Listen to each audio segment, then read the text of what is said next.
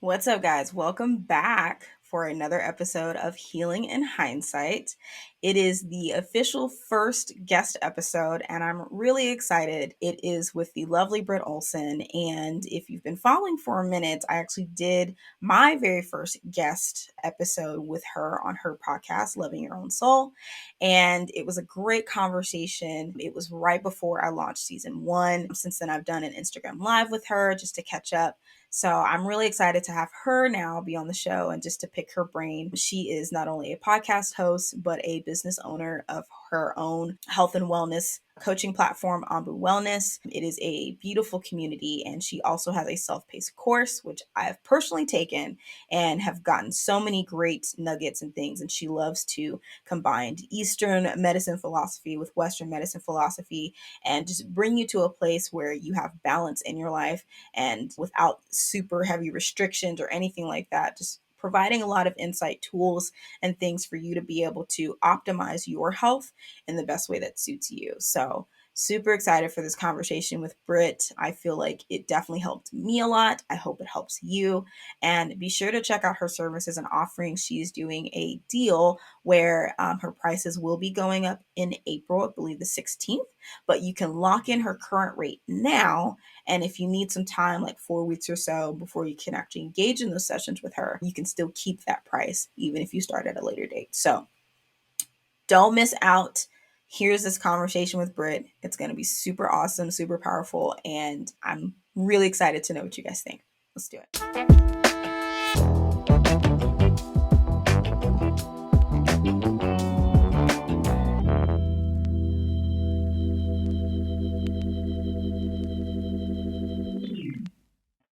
Yeah. Well, hi, That's Britt. fun. Hello, Taylor. How have you been?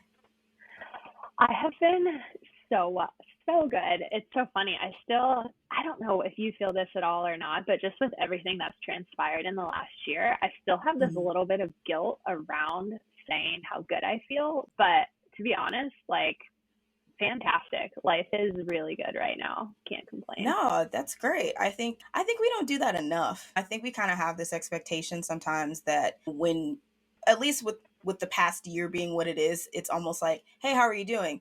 Shit is bad.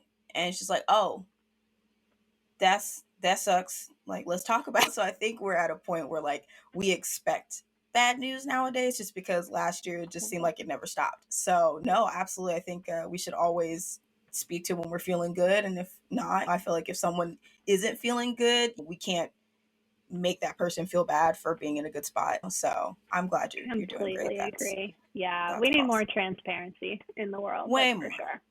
Way more. It just makes life a lot easier. That's why I don't like to do courtesy ask. Like if I'm asking how you're doing, I legit want you to tell me how you're doing. I'm mentally Hmm. preparing space to receive that. Otherwise I wouldn't ask. Like just I hate that we've turned a lot of things into just courtesy stuff with the expectation of like, please don't tell me your life story because I didn't want to hear it.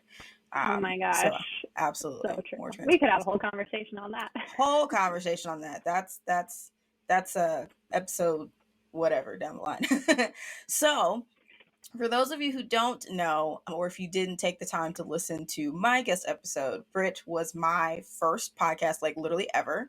I was in the process of creating season one, and through a mutual Facebook group that we're in, she was looking for guests. I was looking for experience, honestly. I just didn't know what to expect. And we had a really good conversation. So I will definitely link to that. But she is also a podcast host. And I think what I love most about your show is I love the solo ones where it feels like I'm just literally sitting in front of you and you're just kind of sharing things. And the music that you have in the background, I might steal that because I felt like I was about to go into a meditation almost. Just listening to it. It was so soothing.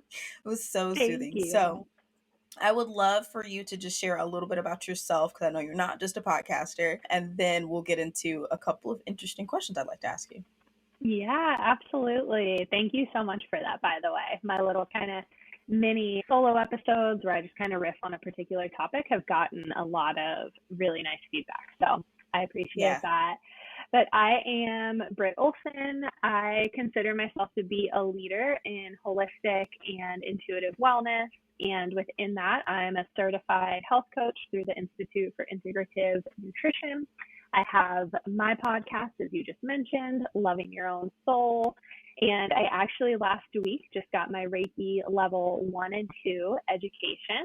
So that's going to be Nice. fun. I've always had this calling to do my own, well, to practice energy healing, but then I feel intuitively that there might be something unique inside of me that'll kind of come out with that. Yeah. And I also just started my online yoga teacher training this week with a group called Soul Work, and it's been something I've wanted to do for a while now. But what I love about this program with Soul Work, which you would love to have the founder on your podcast, Oh, yeah? side note, but they do a Ooh. lot with trauma informed training and Mm. diversity and inclusivity, and really bringing yoga away from the way it's kind of stemmed to like the 40-year-old white woman and hot yoga, and getting it back to Sure. the roots of the ancientness of yoga and the true practice, and within the breath, within the body, and then how to really bring yoga into communities, all communities around the Yeah. world. So, side note, it's an incredible program. You should look into it. I can connect you with the Yeah. founder. I think you'd appreciate her lifestyle a lot. That's awesome. So two things. I've done an energy clearing, but it was only twice. But I've never really deep dived into Reiki, so I might have to hit you offline to play around with that. Use me as a guinea pig. I'm so for it. Okay. And then Well, I love this yoga aspect of it because literally this week I was thinking about I need to get on the mat. I need to get on the mat. I need to get on the mat because I keep trying to make yoga a regular thing for myself in some form, especially because I've been having issues with my shoulder with some crazy inflammation. So it's really stiff a lot of times. And mm, so I'm just like, I think I have moments where I get nervous because I'm doing it at home and I want to make sure I'm doing the form right because I don't want to get in the mhm, habit of doing it incorrectly and then I'm injuring myself, whatever. But I'm also very leery about going to studios still. So I'm just like, totally. I'm just running into a middle. But every time that I have started different sequences and things like that, I do feel really good. So, and my house being everything, it's so tough when your house is literally everything, or your apartment really. If I had a house, I'd have a whole separate room and then I'd be good. But that's really cool that they're, trying to bring back the historical aspect of what yoga is for Mhm, versus making it another trend thing. Because I used to do Pilates heavy, mhm. especially when I was playing volleyball in high school. That was my warm up before I actually went to practice. I would do one. My mom had the Windsor set. Oh my Yeah. God. She had the Windsor set. And I used to do the 20-minute one every morning before practice. And probably one of the best, I'd say the best shape that I was in of just like being so physically Mhm. healthy because I was really taking that time. So I do still love Pilates, but I just getting back on the mat in general has been a struggle because I'm just like, my dogs won't leave me alone. This whole year has made it so hard on me with them because now they're just used to me being here and I Right. cannot go anywhere. I can't do anything. If I leave the house, they started having accidents in the house if I leave for too long, even if I walk them several times a day. I'm like, y'all are really trying to trap me in this house with you. Yeah. Like, no, I so feel crazy. for animals of the last year because it's just totally like shifted their reality where they're like, oh, you're Hmm. with me all the time. Okay. Yeah, Our pack is within these four walls and we don't go anywhere. And then it's like when yeah, we do start merging back into society, they're like, what is going on? Like, you're not supposed to leave. I thought this was the new normal. So yeah. I very actually joked with interesting. my partner. He went out of town to go visit his family a couple weeks ago.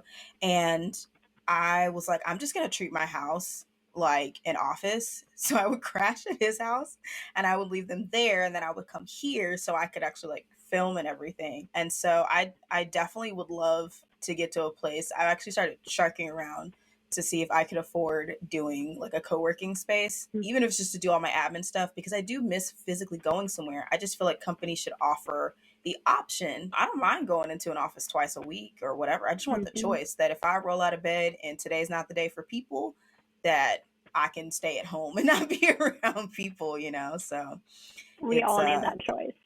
yeah, and I really do hope companies wise up to that very quickly as we try to fit in what's normal again. So speaking of which, I'm very curious. I like to ask everybody one question at the top and at the end. And so you being one of my non-diabetics, I'm curious because you've been navigating the health space for a while. What is one health myth that you just want to like shut down right now? Like, myth, this is totally false. Please stop following this, or do your research on this. What's one thing that just when someone asks, you're just like, no, that's not it at Yeah. all.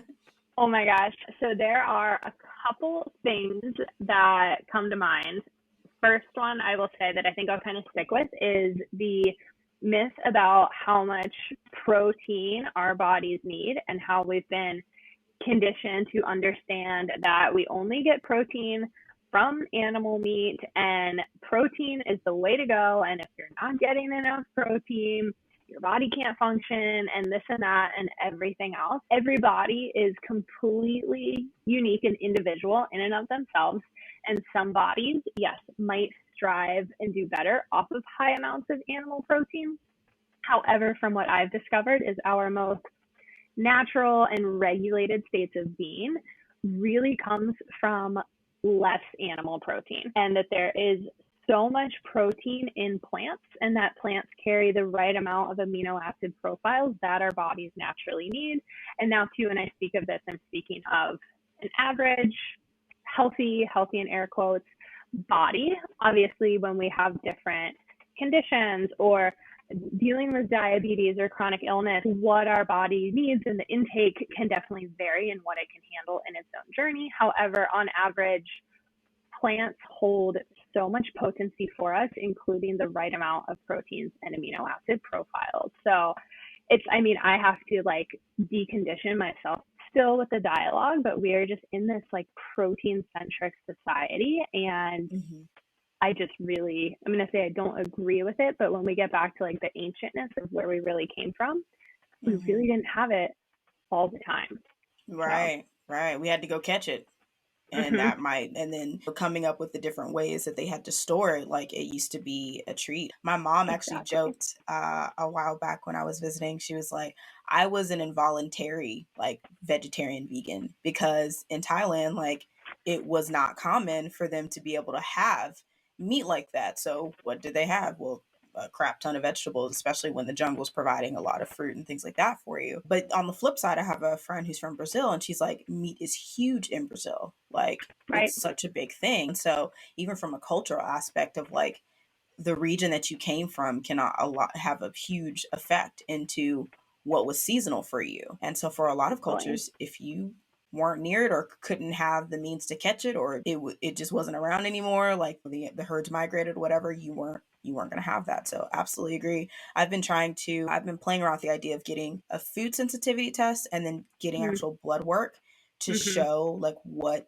exactly my body right now needs in terms of am I going too much overboard? Because one thing that a lot of diabetics are taught immediately is the whole macrocentric count everything, especially carbs. Yep. And my partner's body like sheds carbs but needs a lot of protein. Mm-hmm. But I'm kind of the opposite. I really don't need a lot of protein. I can tolerate moderate level of carbs, but I have to watch that threshold, but I need a lot of greens. So it's really Yeah. interesting how our bodies adjust and kind of the growth of information, because I feel like if this was maybe even 10 years ago, getting blood work to see what kind of foods your body needs, like to high society, you had to really be up there to get that, and now it's becoming way more normal, which I think is good. Totally. So I think it's get your so protein from cool. plants. Yes, Yeah. absolutely. And then just one other myth that I will touch on lightly that I was kind of cautious about, only because of the diabetic community, but there is a big myth, in my opinion, not in my opinion, in my professional understanding with fruit and fruit sugar, and that all Hmm. sugar is the same type of sugar. And fruit Yeah. sugar is absolutely different than refined and processed and the fake sugar. So Yeah. we are gonna have sweet tooth. Having a sweet tooth is natural because the earth naturally produces fruit and our bodies actually thrive off of fruit sugars. Now, again, per different diagnoses or diseases or medications or things that you're dealing with, obviously we all need to monitor it. However, Hmm. the two types of sugar are completely different. So please do not be scared of fruit and eat fruit. Your body most will thrive off of it, and it's so good for us. So Yeah, yeah, it's definitely a huge thing where we're good for berries. And every right, diabetic community in space, like they're like, yeah, berries are a go. And I'm like, great, because I love blackberries, and strawberries are probably next to that. And then, of course, raspberries are cool. I just hate that you just never know when they're actually sweet or not. I know. Oh my gosh, wait, Yeah, it's so raspberries are crazy. such a crapshoot of like you don't know what you're gonna get. Right. You just gotta hope and pray, and there's definitely some, like, I've never tried gooseberries. So that's something that I'm like, Mm, huh, I see it on a lot of garden stuff that I watch that they, grow them fairly easy. I'm like, I've never eaten one before. But I eat apples pretty regularly. mhm. And especially now having my CDM, I'm like, it doesn't react like that. And some people are like, you ate an apple? And I'm like, yeah, I can do that. Or even like bananas and mangoes. Mhm. I mean, I still kind of moderate those a little bit more because I have noticed they'll send me up a little bit. Yep. But at the same time, it's just like, okay, maybe I can do half a banana, even though I won't eat the whole thing. Same thing with mango. I will eat the whole thing. So I just have to slice it and freeze some or something like that because I I love love mango. them. Love it. Mangoes are so good. Our neighbor actually has a huge mango tree, so I'm super privileged. Come around June, we can Ah, start eating dude. them. It's amazing. And I just want to say one thing too. If you have, with eating fruit and sugar and all those things, yeah, if you're eating an apple and pineapple, and then you have a bag of Reese's, and then you have a bagel and cream cheese, which actually bagel and cream cheese has a ton of sugar in it, and then you have a soda, yeah, that is a shit ton of sugar. Like, Yeah. watch yourself for sure. However, if the only sugar you're consuming is a little bit from fruit, it's okay. So Yeah. obviously everything in moderation, but just kind of the balance of it. So yeah, if you have eaten a ton of candy and like fake sugar that day, probably wouldn't advise adding fruit on top of it. Just kind of Yeah. restart Yeah. Just tomorrow. kind of restart. Yeah. Totally. So I would love to hear more about your second. I consider like your second business, I guess you Yeah. could say, because I know you have your podcast too. So I'd love to hear about your second business, and that's your coaching and wellness community that I'm graciously a part of, and how you kind of wanted to start that, because I think you were still putting it together when we first started communicating, and then later on it came out, and I'm like, dude, this is really exciting. So I would love to hear more about why you wanted to start it and kind of what your philosophy is with it. Yeah, absolutely. So Ambu is the name of my holistic wellness company that, to be honest, I have wanted to start this company probably as long as I had wanted to start my podcast. So we'll say maybe 6, 7, 8 years. Hmm. Throughout my entire life, I've always had a passion for health and wellness. The term health has carried a lot of definitions over my lifetime as to how I've understood it, how I've incorrectly understood it, how I've been conditioned to understand it. So I've definitely had my own kind of wounded healer journey in that aspect of really not treating myself with respect and allowing external factors to really influence me, my day to day, what I was doing, what I was putting in my body, my environment, all the things. And I've seen myself swing to the other side of the pendulum of being completely out of balance, fully disconnected, just completely not myself. Now back to the other side of the pendulum of really being that vibrant, soulful, true to my truest nature. So Mm. with my wellness company, food is huge. I truly believe in the power of food and nutrients, and also giving people the tools to understand the why behind like fruits and vegetables and whole grains, and that it's so much more than just, oh, eat your vegetables. Because like I was told that my whole life, and I was like, okay, there's no substance to this. Like you're kind of Right. forcing me to eat my vegetables, and that's really making me not want to. Until I Right. started learning what they do for our bodies. And then it was like this information just downloaded into me. And it was like this remembrance of how crucial these foods from the earth are for us and what they can actually do to us, and how to really kind of like work in flow with them. That really started shifting things for me. And then on top of also just career and mindset and movement and joy and balancing stress, and all those are other huge key factors. But at that time where I really started kind of getting this like awakening to food, ironically, but not ironically at all, my now husband, who is my boyfriend at the time, went through a huge health journey where out of the blue, he was at a sales conference. I was actually in Bali, all the way across the world, and he thought he was getting the flu. Went to the ER, or went to the urgent care, hoping to get like a Z-Pack or something to make it through his conference that was starting the next day.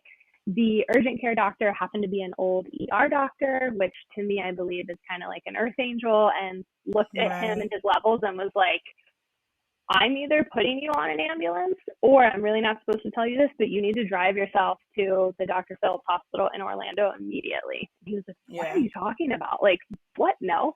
And then long story short, went to the hospital. He was in such critical care. They then transported him in an ambulance to the more specialty hospital in downtown, ended up in neuro ICU.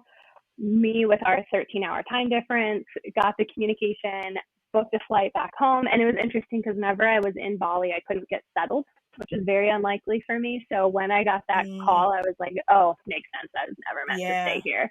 So that journey, though, we were just completely thrown into the chronic illness world and community, and unexpected diagnosis, undiagnosis. It took them forever to figure out what he had, understanding how rare his condition and antibodies and levels and everything actually was, and then going through them trying to figure out how to treat him and not being able to treat him, and they couldn't get his platelet levels to hold, and they've given him the diagnosis of severe aplastic anemia, which is a bone marrow disorder. However, it was kind of like we can't find anything else, so we're just going to stick the dart here and call it that. There's definitely something else that I think eventually with science will evolve and they'll be able to figure it all out. But for right now, that's what they called it. And really just got thrown into the world of medication and prescription and being treated like a number, and asking the doctors like, okay, so what else can we do? And they're like, there's nothing else you can do. Like, this is the answer. And nothing against Western medicine, because they did save his life in the moment. Had all that not happened, he could have stroked out at any moment. Had he not been in the right care, there is a high probability he would not be here today. However, the whole approach was just so, it could have been done differently, in my opinion, and it could have been done more humanely, and just really looked at it. And that was where we started asking these questions. And I just could not stop researching it and looking at holistic and alternative healing modalities, and looking at the body as a whole, and trying to like piece the whole timeline of his life together, and then bringing in food and herbs and plants. And he got off of all of his medications about just over a year and a half after his initial diagnosis. His doctors unexpectedly just like pulled him off of everything, which in getting, like you and I were just talking about, second and third opinions, which we got after the fact, both other teams were like, yeah, we would have never pulled you off of those, because now that you're off of them, you can't go back on them, and your chance of, what is it, not remission, relapse or happening again is like so much higher now. However, we were gifted this opportunity in that he got pulled off of everything. So there was no longer this, oh, well, this medication, we've never tested it with these different herbs or CBD or these, or there was no more risk. So we got to then go in and really, he was the guinea pig. I was also a guinea pig, in that I would try some of these things myself, see how I reacted to them, and then he would be open to them. And we just figured it all out. And in the process, I've always had this niche for needing to help people. And I've worked through the nonprofit industry and have tried to kind of funnel this passion. And it wasn't until that I realized, wow, this is what I care about among so many things, but this is my passion. And really was like, I feel like I'm doing the world disjustice if I'm not going to go forward with this and create a company around it. So I kind of have like multiple layers within my company, in that myself on a self level, I understand being out of balance, eating the wrong foods, having digestive issues and stomach issues, and being burnout, being the workaholic, fueling my body with Starbucks coffees and Diet Cokes and not eating, to then having also a little bit of disordered eating and feeling the need to binge restrict, and then this whole chronic illness side, which is interesting in that I was the observer and kind of witness to it versus being diagnosed myself, that it really just pieced it all together. And then, yeah, it just kind of like once I started working on it, it all just honestly flowed and kind of miraculously has come to be what it is today. Wow. Yeah, it's crazy how life events kind of guide you because Mm-hmm. I really feel like even though in some of the like the more crazier things you don't feel connected to the idea that it might have been purposeful because it just seems so awful, like why would this be purposeful? But in reality that's kind of a little bit of just how it is in a way. And I normally don't like to say that, but this is kind of one of those exceptions because had that diagnosis not happened, as scary as it wouldn't have driven you to figure out what your thing is. So how much longer would you have been wandering trying to figure out what your thing is? You know what I mean? Mm-hmm. And it's kind of a similar story to mine. I would not be sitting here in front of Yeah. you right now had I not been diagnosed because that was the only thing that lit me up into a, okay, I should probably do something about this. So pain into purpose is such a deep thing by itself. And we're constantly going through those cycles. And it's just kind of understanding when it is actually beneficial, which is why I try my best not to get too upset or complain when it just feels like everything's falling apart because everybody knows when a good storm hits, you have some of the best rain and all of your plants start to just thrive because they needed it. They needed that kind of pressure. So I feel that. Isn't it so Um, true? Yeah, it's interesting too, as well, because so when you and I had spoken before, I had 4.5 years ago, almost 5 years, started my own digital marketing company where I just mhm. got really frustrated with working for other people. I was like, this is, I'm meant to be an entrepreneur. Who am I like kidding by now? And I did that. And that really taught me how to work for myself. However, in January of 2020, ahead of COVID, I was discovered unexpectedly through a notification that we were in a massive trademark infringement with a huge national company that Oh, I wow. had no clue that we were, and did not have the best legal team on their side, and they wanted me out for what would take me probably my whole life to ever try to accumulate and pay back. Wow. Luckily worked through it, and then the pandemic hit and everything. So it was like I also then suddenly, because I knew what I wanted to do, but I wasn't fully acting on it, literally Hmm. got everything stripped away from me. It was like the whole universe was shouting at me. And it's like, if you're not going to do this, we are going to force you into this somehow. Right.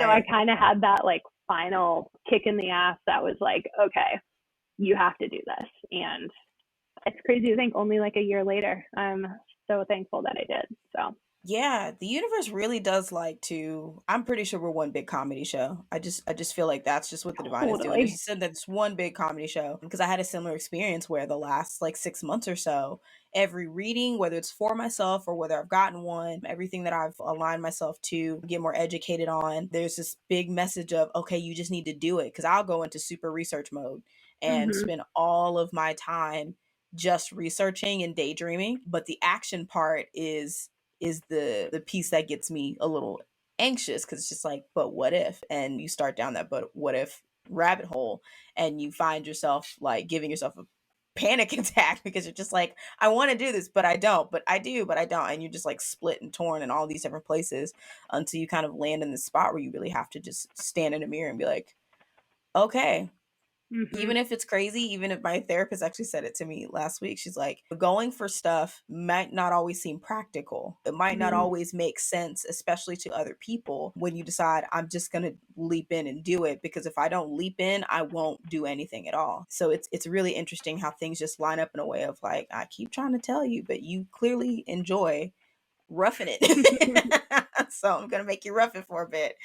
It's just like, I'm trying to listen more because we have to do that again. We don't have to do that. So So, in that kind of same vein, I would love to just pick your brain a little bit for me, but also for others, because this is something that is so prevalent in the community. A lot of the Facebook groups that I'm in, I'm seeing these posts a lot of, oh my God, I ate this, or oh my God, I ate that. Hell, last night I had some Doritos and some sour gummy worms. I don't feel bad about it, but there was a time where I would just tear myself apart because it's like, okay, you know what you have, what your condition is, mhm. but we feel so defeated because we have to have this restricted lifestyle. It almost feels like that whenever you fall off, it's so hard to reset and go forward with a positive mindset because sometimes a lot of us just repeat that same cycle of I'll do okay for a couple of days and then oh man, it's movie night and all the snacks are around and I don't want to like be rude and not like eat some snacks that somebody's serving or whatever. And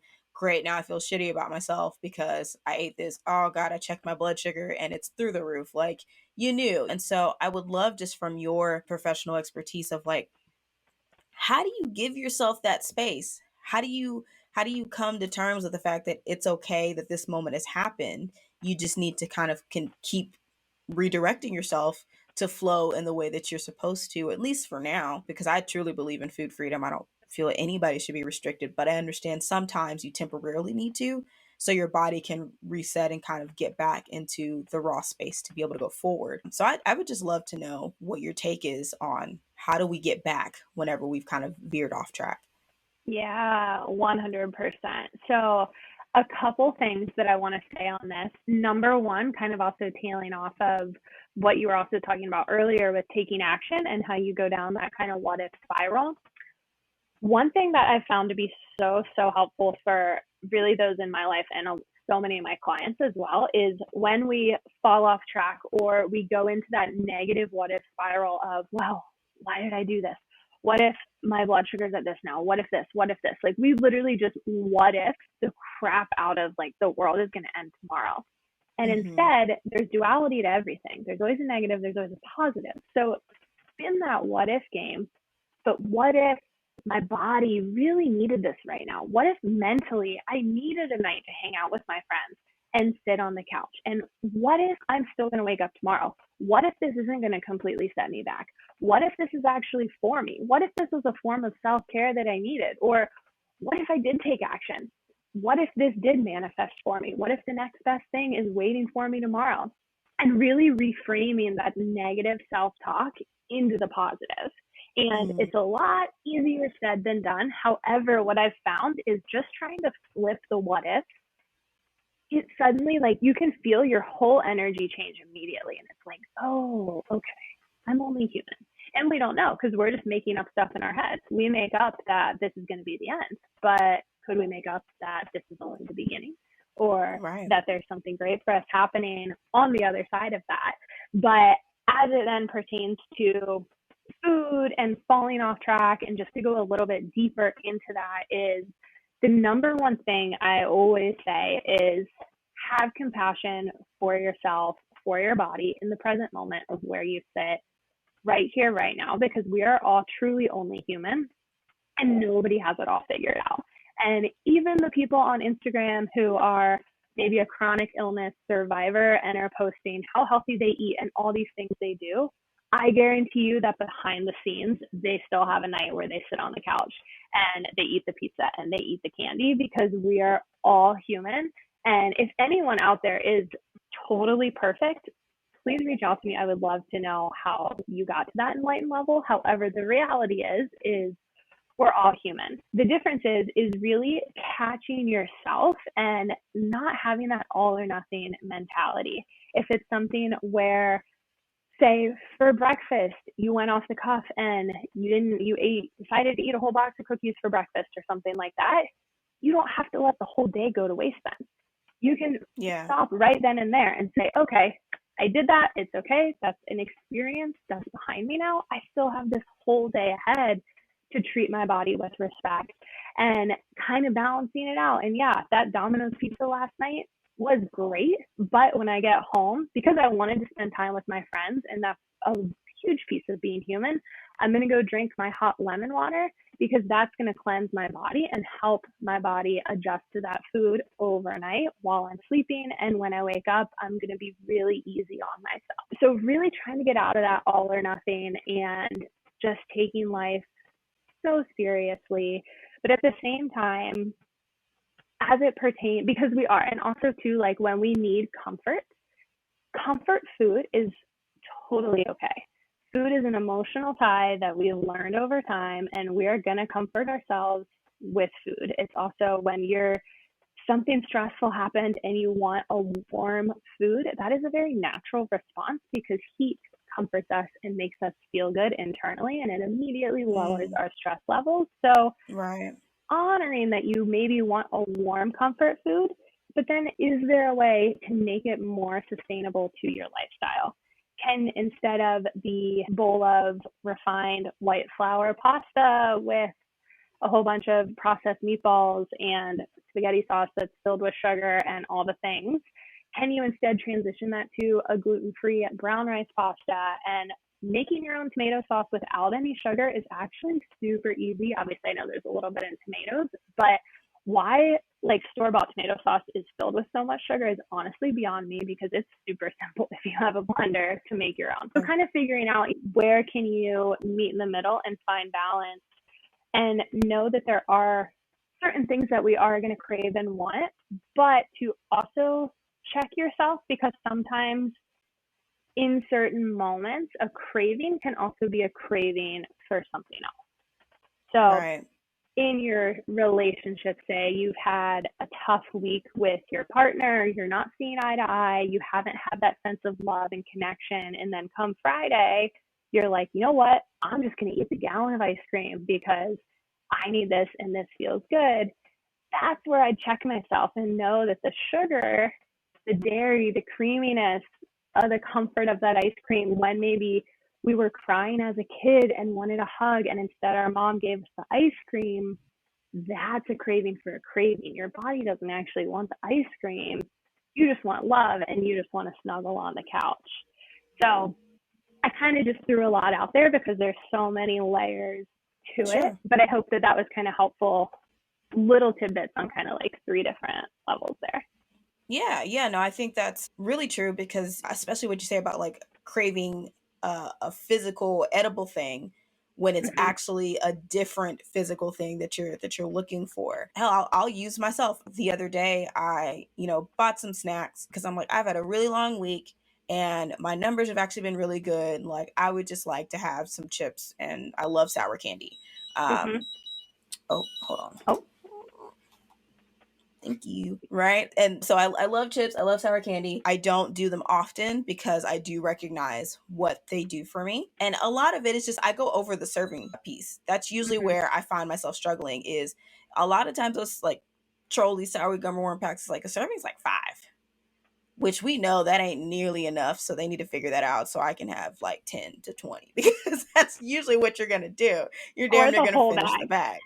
Yeah, Oh, you're I gonna, will, that's 100%. yeah, absolutely. Sour Patch too. Oh, listen, I Yeah.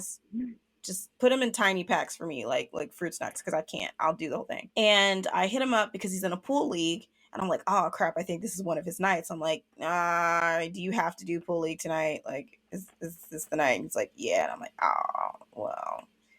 And what I really wanted is I just wanted time with him. I wanted to watch a Mm-hmm. movie, and the snacks were kind of just the tying piece. Did I really need to have them? No. But because he was going to be busy, I was like, well, I really just wanted to like curl up and watch movies and like snacks. So I just Mm-hmm. snacked, and I binged a little too much. But I checked.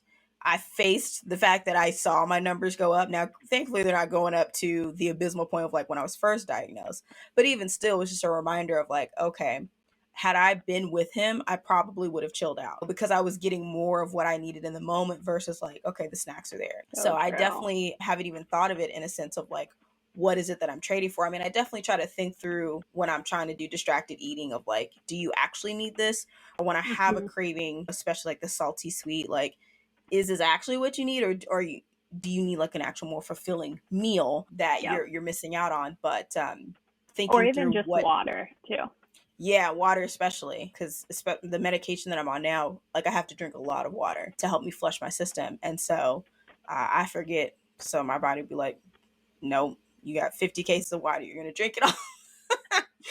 So with that, in that same vein, as we're trying to identify those moments where we might be craving something else, right? How are you finding balance in building and incorporating meaningful habits without it like being overwhelming? Because I think that's one thing that can be so daunting. Is I'll pick on the yoga thing, right?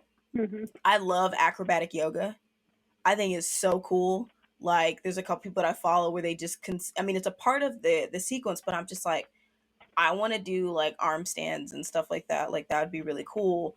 But the effort that it would take to, one, start the practice, because I'm clearly not practicing, to build to that is hard. Or, hey, I want to make sure I'm knocking out the right amount of water every day, but getting up to refill things is tough. So how do you incorporate those meaningful habits without it being so overwhelming for you to go through with them? Because I know sometimes we get into this space of like, there are 5 major things that I need to incorporate into my life and I need to do them all now. And then we're right back at square one because we fell off midway through. Mhm. So for me, I always kind of start out with asking, like, what is the rush? If you were to suddenly be able to do this tomorrow, would your life really change that much? Usually, no. Sure, it'd be super fun. I mean, I would love to be able to snap my fingers and do all the acrobatic yoga and everything starting tomorrow. Mm-hmm. But that's also not super realistic either. So really and kind of just using our history as an example of like, when I did something before and I gave 200% at the beginning, was that sustainable? Probably not. And really giving that grace of like, oh, this is fun and I feel really excited about this and I want this to last. And what can I handle? So being really honest with yourself of like, what can I handle right now? I haven't been doing yoga in 6 months.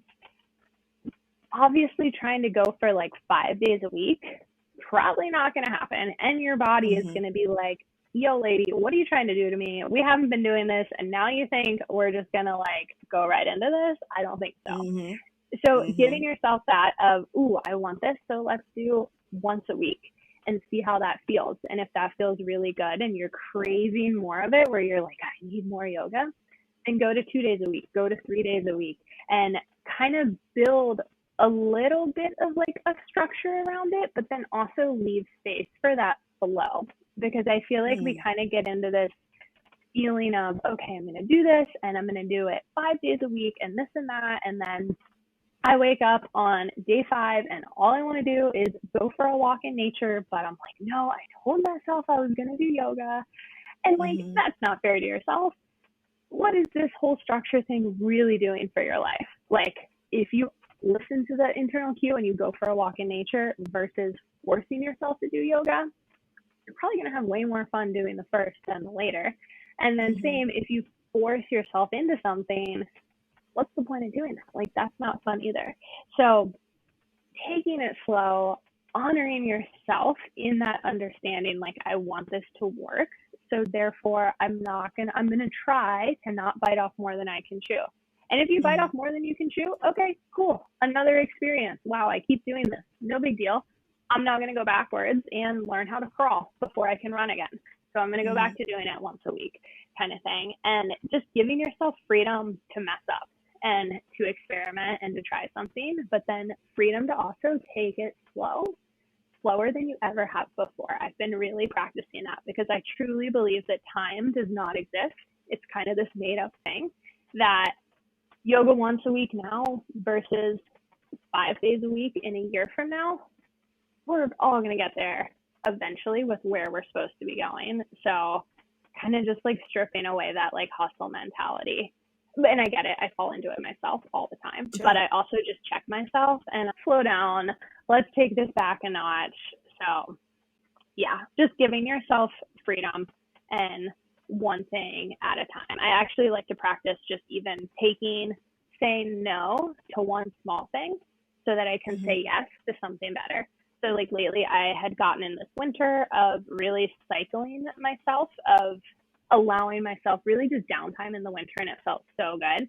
But I noticed I then was getting into that habit of sleeping in, and I'm naturally a morning person, and I saw, this habit has developed versus something my body actually needs. So I was like, okay, I'm going to say no to hitting snooze so that I can say yes to a morning walk or more energy or hanging out with my husband before he leaves for work or whatever it is, or brushing my teeth before 7 a.m. Something like that that's just like super small and attainable that you can just keep chipping away. And then sure enough, a couple days went by and I felt like myself again. And I was like, oh, okay, we're back. So small changes definitely make a big difference. Yeah, I really do feel that, especially what you said, like giving yourself downtime in the winter. I was taking a class through a self-care society, Danica Mm, Brush's membership. cool. Love that. Definitely check it out. And one of the instructors, the class that she was talking about that day was like figuring out what your physical season is and Mm, then mapping out what that season looks like, so then you can tell your support system, hey, for the next couple of weeks I might be going into, I call it hermit crab mode, when I tell everybody yep. like I just need a minute. If I don't respond all the time, it's not you, it's me. I'm not saying don't invite me to things, but I may say no a lot more these next couple of weeks, stuff like that. And it really hit home because I'm like, we've generationally surrounded everything through physical seasons of what is nature doing. But Hmm. how often have we paid attention to what our physical season is of like, this might be summertime for me, right? I am a winter baby, so I really do feel like I'm kind of aligned in that when winter comes for me, it's actually between that like December to February kind of time frame where I just feel really slow and not necessarily like spring, summer, fall. I feel more active. And so I even aligned the seasons now to give me that time off Yeah. because I know it's the time where I'm just like, I'm not as creative. My body feels like it's hibernating. It's just taking this period of like really slow rest and reset. But like you said, I still get up in the mornings, not to lose that, because there have been moments where I've like caught myself sleeping in way too much, even though I have 50 alarms. But I'm like snoozing all of them because I've allowed my body to kind of overtake the driver's seat, if you will, and it's Hmm. like, no, just lay here. You're so drowsy. And it's like, I haven't had any Benadryl at all. Why do I feel like this? And so being able to say, no, no, I get it. Sleeping all day sometimes sounds like a dream, but how about we get up and we find a different way to be in a restful state? So I definitely like that, which kind of leads me to my next question. So we've got the building in habits slowly, giving us ourselves compassion when we fall off. But I think the at least in my opinion, the core thing of how to have all of those things is the mindset, is ensuring that your, what do I call it? Like your command center in your head, if you will, is so fine tuned that sending off of command of like, we're not going to hit snooze is more likely to succeed than fail. So what are things that you've done or have taught with your clients or anything to help shift their mindset so that when they come up against these obstacles, they're not shutting down? And I'd also be curious to know like, what's one mental block that you had to overcome yourself in order to kind of push forward into doing what you're doing now? Yeah, absolutely. Such a fun question. So it's so funny because it's such a good segue because I was going to say, with all this, awareness is really key here. And it's Mm, really hard to take action until we have awareness. And yeah. awareness, sometimes you might just even be noticing, like start paying attention if life isn't jiving the way you want it to, just start kind of watching your life and understanding, oh, I do this. You're right. I have been hitting snooze 5 times and lazily, quote unquote, I don't really believe in the word lazy, but doing myself a, injustice by not getting out of bed and things like that. And with that, my day doesn't shape up as good. I don't feel as good in the morning. It takes me longer to start my day. I don't feel as productive, and just kind of start watching these patterns and habits. And you don't have to change them right away by any means, but if you can at least take note of them and bring awareness to the forefront, that's where you can then start thinking about, okay, do I want to change this? How much maybe does this matter to me? How much do I care about this? How much do I want to change this? And then also we were talking about that, like, what would happen if I did change this? Could my life Mm, improve if I did change this? And is this something that in my true nature, do I really want to be this way? Maybe not. Maybe time and place for everything, like hibernating in the winter. Fully believe in that. Full component of that, 100%. And yeah, so awareness is key. And to really start building awareness, we have to start slowing down. So getting away from constantly consuming so much. So, and by yeah. consuming on social media, consuming on TV, even just consuming ourselves in what's going on with other people's lives, whether it's our partners Yeah. or our families, and like we consume, and then being intentional with what food we're consuming. Like we consume so much. So to kind of try to step away from the consumer and going into more of like conscious consumption will really help there. But then really quieting the mind. And I don't want to call it meditation because I know meditation can be really intimidating and almost triggering for people because it's thrown around so much now. But Sure. just connecting with the breath. If you can close your eyes for 60 seconds, take 3 deep breaths in and out, you immediately feel yourself change. And that can be great. So giving your mind space to just like slow down for a second. So connecting with the breath is just huge, like so important. If you don't want to meditate, perfect. But meditating can also be just forms of mindfulness and consciousness that can kind of work Right. that awareness muscle. So as we're talking about consuming and things like that, if say when you're working from home, I love to play music. I have friends of mine who will play podcasts while they work. I cannot focus and have someone else talking at the same time. I actually can't even Right. really do any music with lyrics. So if you feel just really rattled, like look at what you're doing and maybe turn some things off. Like if you're working and you play podcasts or music and you find that you have really high levels of anxiety, see what it would feel like to work in a quiet space or maybe adjust it, or even as simple just to like shift that energy. I was just doing an interviewing someone right before hours, and I had like a 15-minute break in between, and I was like, I need to kind of like shake this off so I can be present. So I just went and stood outside, I think maybe 2 minutes max, probably even 30 seconds, like put my feet in the grass because that's available to me, felt the wind on my face, and just kind of was like, okay, take a minute, now I can come back. And when we Right. take those little breaks, we're able to really just notice more about our life and notice more about our actions and our habits. And again, just start being aware. And if you can at least be aware, that's the first step. And then typically your mind down the road is gonna want to take action. Just like watching a movie. You always want to see what's happening next with like the Netflix series. Like I will binge watch Netflix because I have to know what is Yeah. next. It is so Yeah. hard for me. And kind of same thing in life. Like when we start watching our own lives and we're doing the same repetitive movements, naturally we want to see something different. We want to see a change. So the change will always follow awareness. Wow, you made me think of like there was once a time where we had to wait a whole week Mm. for the next episode.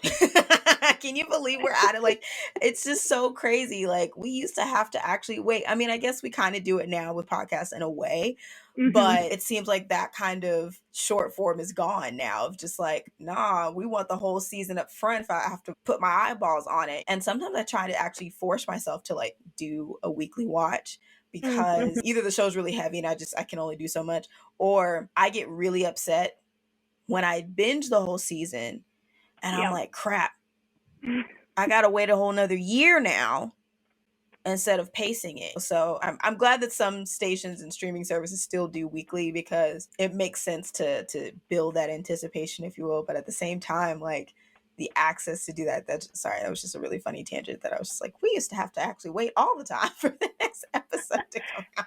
But I That's feel like crazy. that though is so thematic of our life in general of where we are right now is we don't want to wait True. for anything. We want the Amazon package to be here tomorrow. We want the whole series so we can binge it that whole night because we don't want to wait a week. So, I mean, to that point, even like test yourself and see what would happen if you pick a new series and you watch one episode a week. Like create new habits. It can be Yeah.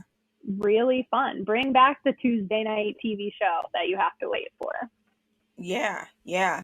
I think that's something interesting as well because I used to actually form my habits around that. My Mm-hmm. cleaning schedule is kind of like that. I've been following it very loosely now, but Mondays is like living room, Tuesdays is like bathroom, something like that. And even surrounding habits through that sometimes feels a lot better than just, okay, 5 times a week, I need to make sure that I'm cleaning all the things, right?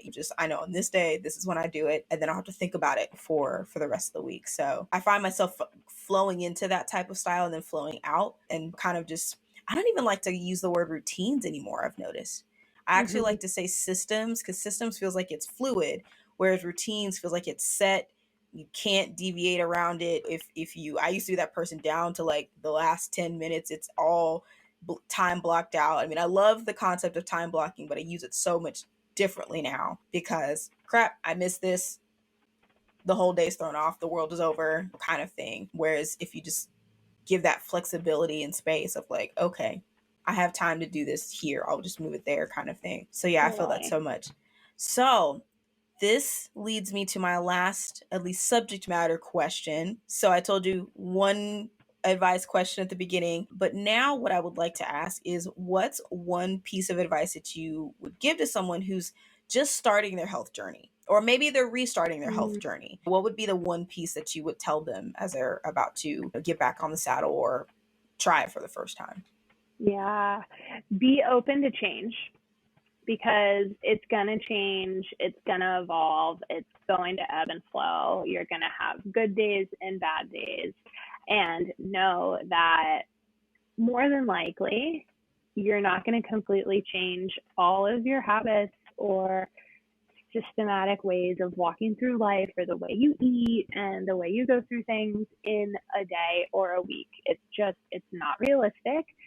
But with Mm-hmm. being open to change, enjoy the journey, allow it to be fun.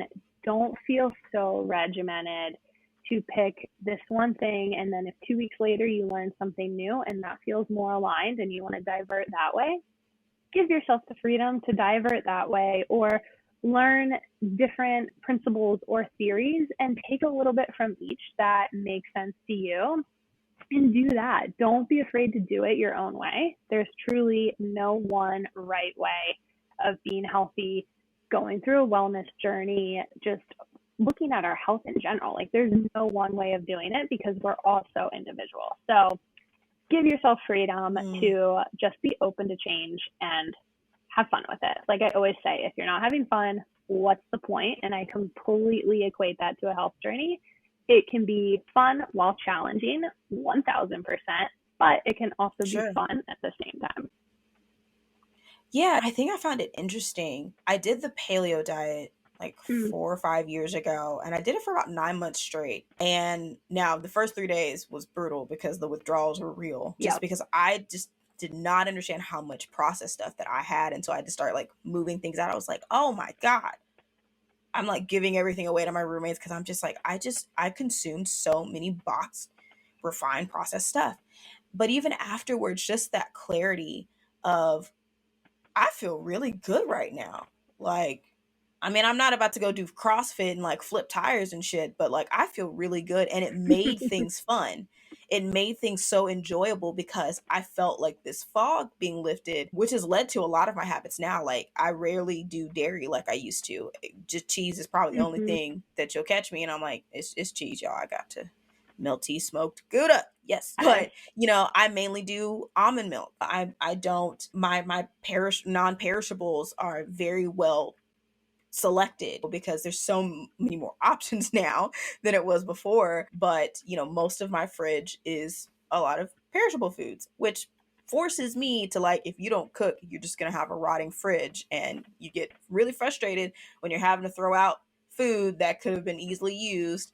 And also reminding myself to freeze stuff more because there's that option too. It just had this ripple effect. And I remember just kind of feeling that, like, I actually like feel good bouncing into work, even though I don't like any of you people. Yeah, I'm so glad you brought that up because at the beginning, it is so challenging. And I'm not going to tell you that it's not. You have the withdrawal symptoms, you have all these other things taking place mentally. I mean, it's very similar to addiction with substance abuse and things like that. Mm-hmm. Food addiction is a very real thing.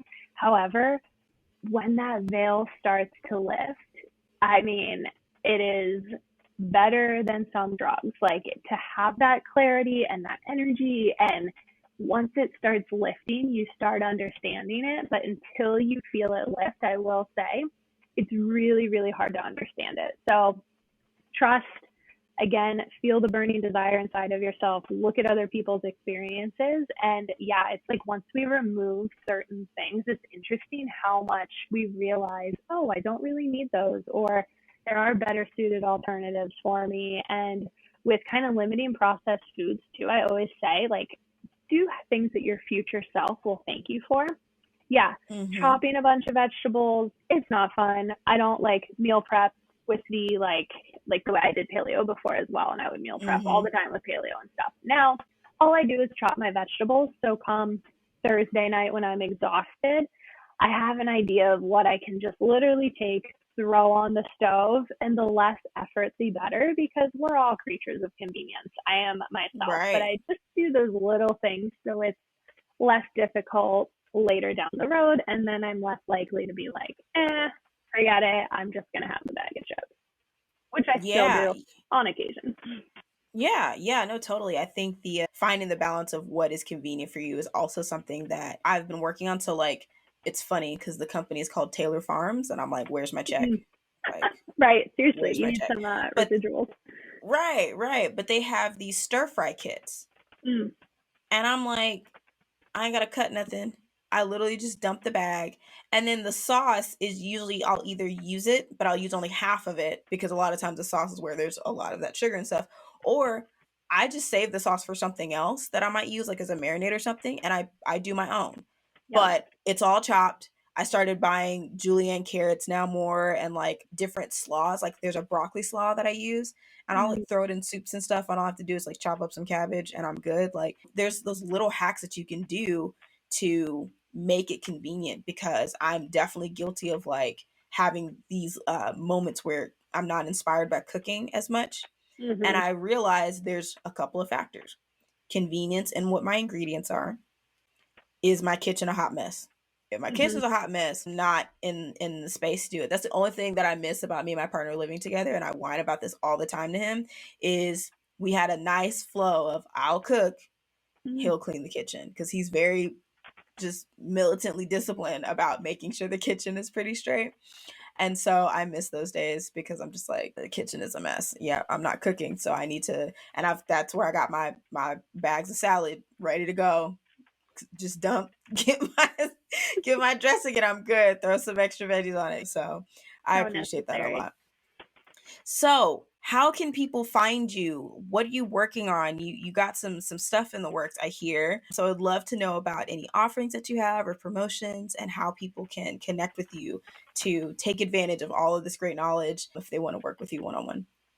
Yeah, absolutely. Thank you. So, if you have not yet listened to our episode together on my podcast, definitely go check that out, which you can also find my podcast on Instagram or the website. They're both just at Loving Your Own Soul for all the podcast knowledge. And then to work with me or just for general wellness tips, mindset tips, all the things, you can find me on Instagram is really where I'm most active. And that is at Ambu Wellness. And that's AMBU Wellness. Or my website is also ambuwellness.com. And I have some 3 and 6 month one-on-one coaching containers. And because we are all so unique, I actually offer with a human design coach who I'm paired up with. We, with my 3 and 6 month programs, actually do a complimentary human design reading within those because it benefits you, the individual, but then myself as to how I can work with you. I understand you more intricately, truly at that cellular level, which has been so beneficial. But then I also have my 9 week life and balance program, which is a self paced program really covering all the topics we kind of talked about, all about bringing your life into a state of balance, of course, what you eat, but then so much more goes into it as well. Yeah. And all of my offerings are, I'll actually be raising my prices on April 16th. So between now and then, you can buy all my offerings for the current prices. However, if you're interested in working with me, you want to grab the current price, perfect. However, you can start the program or coaching container at any point in time. So you don't have to start it right away. I'm very big on just win-win situations and like life happens, life goes on. So if you're interested and you want to nail in my current pricing, go for it. However, there's no pressure. You can start it whenever that feels good for you. That's nice. It's like reserving your spot and it's good even though you're not going to, be there for like 4 weeks or something. That's awesome. I can speak to your self-paced program because you've graciously allowed me to go through it. I mean, there's a lot of great just great nuggets. I actually have gone very slowly through it so I can truly ingest it, because I will admit I am a course junkie, but Mhm. it's just because I love, that's what actually one of my top five, if we're going the Clifton Gallup's strengths, is learning. And when it's something I'm interested in, I will hoard information, because at any moment I feel like it's going to come up. It's going to be trivia night and I'm going to suddenly know all the things because it's related to health and wellness, and I get the free beer for the night. So I Same. remember I the love first it. time I answered a trivia question, and it was about Starbucks. It was what their largest cup size is, and I was like, I know this because I get them all the time, and I felt really accomplished with myself. I was like, I love got that. us a I am team a point. course junkie. I have to check myself, and I'm like, okay, do Yeah. we really need to take in more right now? I think you might need. Right, right. Yeah. Especially those big bundles that come out. I did two of them, and I'm still working through a lot of that content because it's just like there's so much, and some of it doesn't apply right now, some of it applies later. So they had that wellness one that came out a while ago. I had to graciously say no because I was this close, but I'm just like, this Same. I is wanted to do it too. this it's like, this is not the time to go on a deep soul journey just yet. You just came out of one. Now it's just the daily practice thing, and then we'll have a break where you can do it again, because I don't need to be falling apart in the middle of a podcast because I'm doing so much intense shadow work. I can't I can't function. I can't function. Well, B, I love you. You already know that. We're basically like stateside sisters and podcast Yeah. sisters, and it has been so fun catching up with you again. So thank you so much for your time, for your wisdom, all of the gracious tips and tricks on that I'm planning on implementing in my life. I don't know about y'all, because I am definitely prone to falling off and getting a little discouraged about getting back on. So hopefully this was helpful to anybody, but it was definitely helpful for me. So thank you for that. That's all we got for this round, but I definitely would love to have you come back. Until then, I guess I'll catch you on the Instagram side of things. Yes. Thank you so much, Taylor. This was such a treat. I always love chatting with you. We definitely have such a sisterly bond. It's so special. So thank you. We the best. We the best. All right, y'all. Until next time. Man, what a conversation, am I right? Like, I just I I don't listen. I'm surprised that I was able to keep it concise to just an hour, because Britt and I can talk for days. Like, we can talk about everything. When we were hopping off, I like I just started rambling, and like I think we said goodbye like three times because we could just talk about anything. So I really hope you got some value from that conversation, especially from my episode earlier this week about just how to reset, especially when you get some crazy, I won't say crazy, at least in my case, but like my A1C went up and I kind of had an interesting endocrinologist appointment and kind of feeling a little defeated in a way. And so just feeling encouraged and empowered to jump back in and have some self compassion, go slow, and not pile myself under all of these habits that I want to build, but just doing what feels right and saying no to the right things so I can say yes to the better things. So thank you, Britt, for all of your time and wisdom. I super enjoyed our conversations, and I know it will not be the last one that we ever have. I'm happy to have her back on the show. So let me know what you think. If you really feel connected with this episode, I would love to hear from you. Hop on Apple podcast, iTunes, whatever they call it now, and leave me a message. The review section is not just for you to give me a summary of my show. I want feedback. Let me know. Do you want to hear a specific guest or a topic, or do you have a question even? I'm happy to pull those responses and compile some good friends, or just hop on solo to respond to those with you. So rate, leave your comments, even if it's not directly about the show. I want to know what you think, if you have any questions and so forth. And if you want to reach out to me on Instagram, that's cool too. Love to see you guys commenting, things like that, hitting me up in the DMs. Forgive me if I'm not speedy enough in responding to them, but I will get to them. But, follow on Instagram. Make sure that you're subscribed on iTunes, Apple Podcasts, whatever they call it, Spotify, Google Podcasts, and Amazon. I keep forgetting that it's also on Amazon.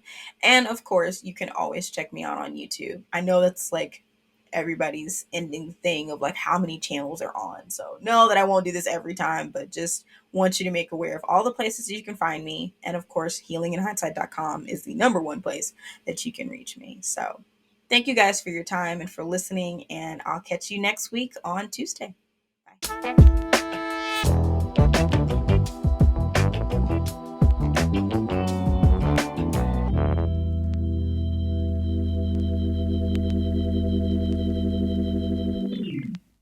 Coming up next time on Healing in Hindsight, I think we often try to look at the positive beliefs, and then the negative beliefs kind of just stay by the wayside. We try not to acknowledge them because by acknowledging them, it shows that we are playing a role in our own progress. Not to say that there aren't outside things that cause trouble, but initially it boils down to what you value. What do you choose to do?